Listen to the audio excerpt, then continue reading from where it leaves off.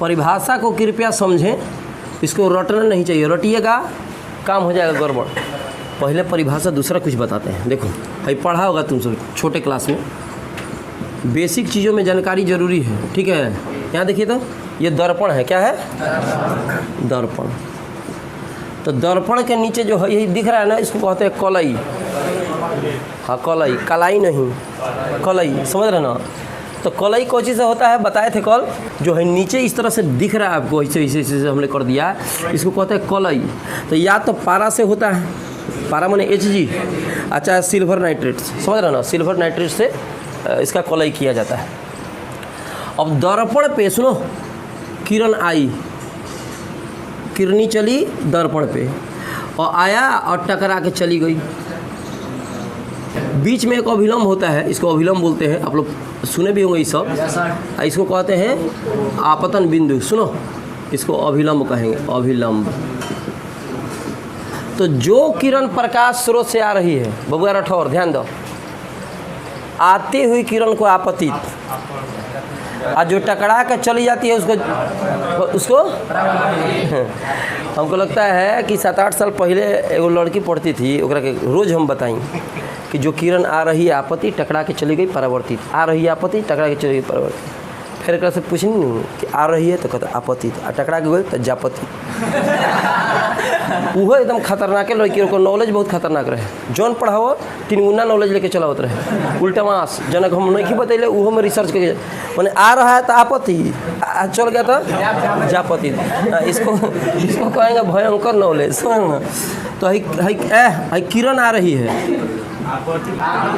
आपत्ति, और टकरा के जारी है तो ना तो कह दिया जापतित परावर्तित।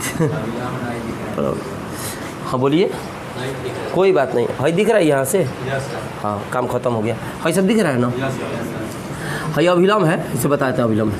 अब देखो इसमें है आपतित किरण, आने वाली किरण को आपतित, और टकरा के लौट गया तो परावर्तित। टॉर्च ले लिया, टॉर्च ऐसे टॉर्च ले लिया, आ कबर देखें, चाहे टॉर्च छोड़ो, को बदमाशी करता है सब, रोड पर खड़ा हो जाइए सब 3 मुहानी पर, एगो शीशा ले ली सब, आ कोनो बच्चा बची जाता है, ठीक बा, तो हम अखिया पक्का कर लो सर, टिंग टिंग टिंग टिंग ऐसे कर लिए।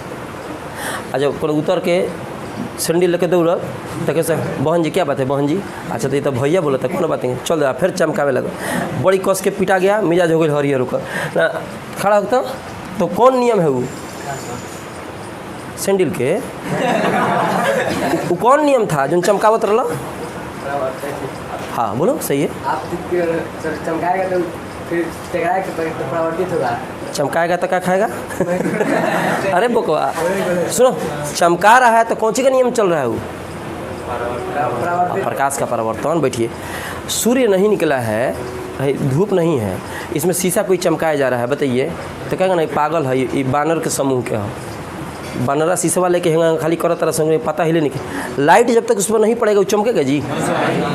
लाइट शीशा का आपने देखो 2 प्रकार का पिंड होता है, एगो दीप्त एगो अदीप्त, पढ़े होंगे छोटे क्लास में। दीप्त का मतलब अपनी रोशनी, हाँ दीप्त का मतलब हुआ जिसमें क्या हो, अपनी रोशनी हो। सूर्य है, ठीक है, तारे हैं, लाइट निकलता है, टॉर्च लाइट निकलता है, बल्ब है, इनकी अपनी रोशनी, इसको कहते हैं दीप्त पिंड।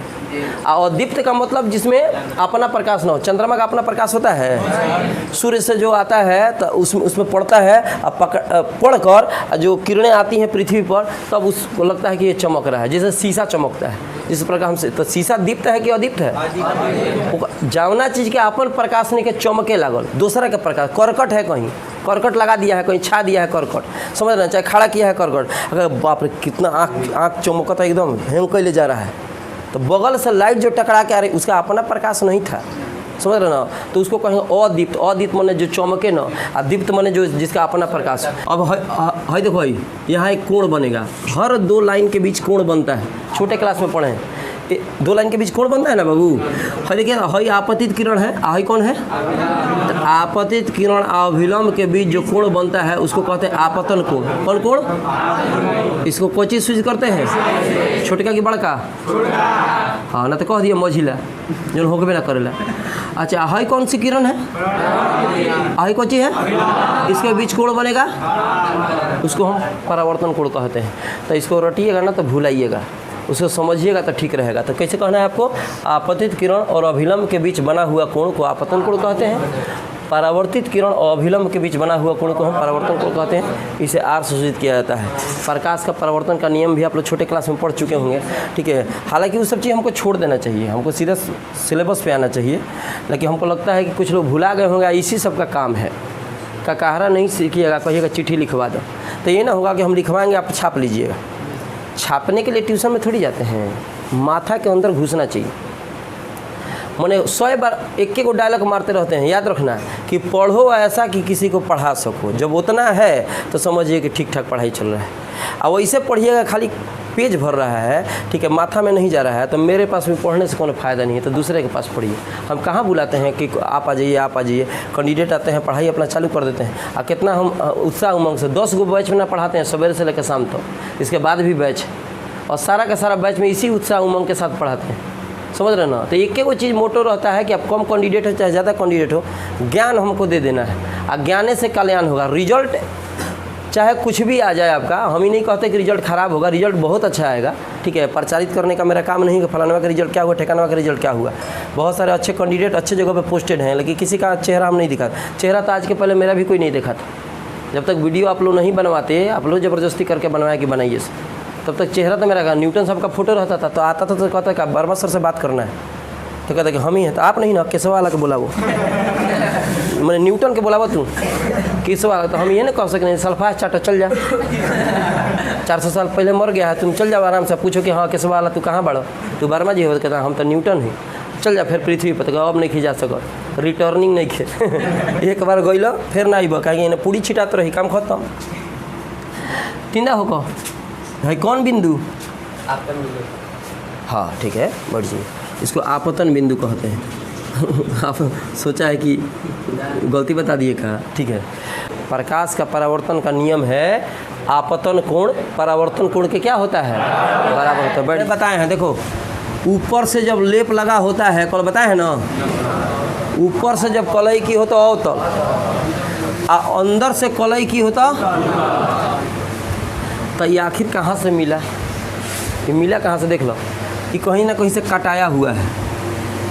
मैंने है लड्डू हो, आ एक सेव काट ले लो, करें एक कटा काट ले, तो एक सेव काट लिया, तो जो काटा ना, सुनो, तो ये किसी खोखले गोले का भाग है। परिभाषा भी लिखवाए थे कि गोलीय दर्पण वह है जिसके परावर्तक सतह किसी खोखले गोले का एक भाग हो। रट्टा मार लेता है, बुझाता ही नहीं, कोहत का बा 10वां में ही ना होता है। गोली दर्पण क्या है, गोली दर्पण खोखले का रट लिया, बुझात नहीं कि कोहत का बा। समझना चाहिए क्या कह रहा है कि गोला है, आ गोला ही खोखला गोला है, अंदर कुछ नहीं है, समझ रहे ना। अगर ऊपर से हम पेंट मार दिया, पेंट नहीं कलाई, कलाई कौची से, पारा, पाड़ा मत कह दियो कि पाड़ा, हम कहे कहे थे son of buffalo is called पाड़ा, तब बफेलो के सन को पाड़ा कहते हैं, ये तो पारा ना है। ऊपर से जब कलई लगाएगा ना, ऊपर से कलई, ठीक है, अब जब ओ में से कटाएगा तो कहेगा अवतल, क्या कहेगा। और जब अंदर से पेंट होता, अंदर से जब पेंट होता इस तरह से, और तब जब काट लेता तुम इस तरीके से, तो क्या मिलता तुमको, तो उत्तल भी किसी खोखला गोला से काटा गया है, अवतल भी किसी खोखला गोला से काटा गया है। जब ये ना बुझाएगा तो ना वक्रता केंद्र बुझाएगा, ना वक्रता त्रिज्या, फिर रटने के अलावा कोई विकल्प नहीं है।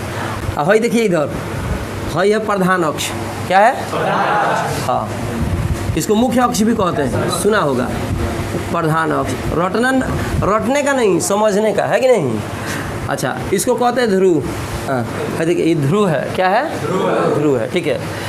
अब ये दर्पण का केंद्र है, देख नहीं रहे हैं, दर्पण के केंद्र को ध्रुव कहते हैं। और लड़का किस दुविधा में रहता है, देखिए बताते हैं, हई फोकस होता है, हई वक्रता केंद्र होता है। अब समझ में नहीं आता है कि हई केंद्र है कि हई केंद्र है। ये केंद्र जानते हो किसका है, ये जो गोलावा में से कटाइल बा, मैंने कहने का मतलब जो लड्डू है, लड्डू है ना जी, तो सर टेढ़ा बन रहा है, कोई बात नहीं, टेढ़ा पर मेरा है कुरकुरे। देखो हमने क्या बोला था, अवतल हो चाहे उत्तल हो, कहीं ना कहीं से काटा गया है, काटा है कि नहीं काटा है। तो जहाँ से आप काटे हैं ना, उसी का केंद्र, गोलावा का केंद्र है हई, उसको कहते हैं वक्रता केंद्र। क्या कहते हैं, वक्रता केंद्र। माने जिसमें से काटा, जो कटा के आ गया हाथ में, समझ रहे ना, उसका केंद्र हो गया ध्रुव। नहीं समझा क्या बोल रहे हैं? माने लड्डू है और लड्डू में से एक कटा काट लिया, तो लड्डुआ का केंद्र है हई, और जब मुँह में एक कटवा है ना, उस कटवा का केंद्र है हई, तो कहेंगे सीधा सीधी कि दर्पण के केंद्र को क्या कहते हैं। लेकिन दर्पण जिस खोखले गोले का भाग है जौन में से कटाइल बा, दर्पण जो है, दर्पण जिस खोखले गोले का भाग है, उस खोखले गोले का जो केंद्र है उसको हम कहते हैं वक्रता। कौन दिक्कत? उसको फिर रट्टा मारेगा कि दर्पण जिस खोखले गोले का भाग है तो केंद्र को वक्रता केंद्र कहता है। बुझात है लेने को क्या कहता है, तो समझना चाहिए कि जो आप काट के निकाले हैं उसका केंद्र हो गया ध्रुव, और जौना में से काट के निकाले हैं उसका केंद्र हो गया वक्रता। कौन दिक्कत? अच्छा, तो जिसमें से काट के निकाले वो तो गोला है, तो परिधि से केंद्र की दूरी क्या होता है? त्रिज्या। अरे वृत्त में ये ना होता है कि केंद्र से परिधि की जो दूरी होती है उसको त्रिज्या कहते हैं। तो इसी खोखले गोले का जो त्रिज्या है, केंद्र से परिधि की दूरी, उसको हम लोग कहते हैं वक्रता त्रिज्या, जिसको आर से सूचित किया जाता है। कोई दिक्कत? अब हई मिटा रहे हैं, मिटा दें, इसका अर्थ समझ गए हैं ना? ठीक है। अगर कभी इसका परिभाषा बताना चालू कर रहे हैं, ध्यान दीजिए, चाहे एक और फिगर हमको बना दीजिए, और भी बनाना पड़ेगा अभी। यहाँ देखो, जब प्रधान अक्ष के समानांतर कोई किरण चलती है, यहाँ से चली और आकर टकरा गई, तो जब भी प्रधान अक्ष के समानांतर कोई किरण चलेगी ना, टकराने के बाद हमेशा कहाँ से गुजरती है? फोकस से। ये याद रखना, जब भी गुजरेगी तो जब किरण समानांतर आएगी तब ही, ये नहीं कहना है कि आके किरण टकराई या टकरा के चल गई तो जहाँ से गुजरी वो फोकस करते, एकदम गलती है परिभाषा। कहना पड़ेगा कि प्रधान अक्ष के समानांतर जो किरण चल रही है, जब वो टकराती है कहाँ से? दर फोकस से आकर टकराता। बहुत खतरनाक लड़का है सब। यहाँ से गया, तीर का निशान नहीं दिख रहा है तुमको? टकराने के बाद यहाँ से गुजरेगा कौन? फोकस है, ठीक है, तो इसको फोकस कहेंगे। ठीक है, अब सुनो, पी से, पी ध्रुव है, फोकस है, इसकी दूरी जो होती है उसको फोकस दूरी कहते हैं। कौन दूरी कहते हैं? इसको छोटका एफ से सूचित किया जाता है। अब पी से सी की दूरी, सी क्या है? सी क्या है? सी, हाँ, इसको वक्रता केंद्र त्रिज्या कहते हैं। एक बार परिभाषा बताते हैं, पूछेंगे, कौन दिक्कत?